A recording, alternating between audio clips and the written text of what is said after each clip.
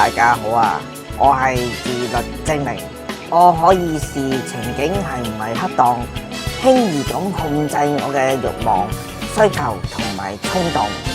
當一件唔好嘅事發生嘅時候，我能夠調適我嘅情緒，修正並且持平化我負面嘅感覺。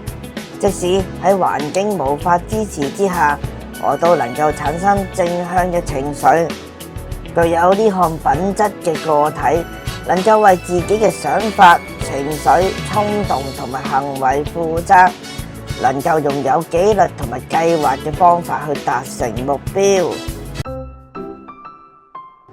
喺課堂之內，老師因事暫時離開課室，同學係咪都能夠安守本分，利用時間去完成習作呢？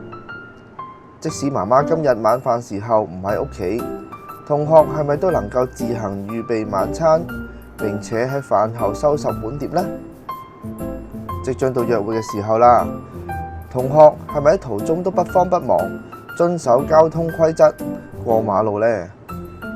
咁你就發現自律係佢最突出嘅性格強項之一啦。不妨多啲由呢啲方面讚賞下佢，鼓勵同學盡情發揮啦。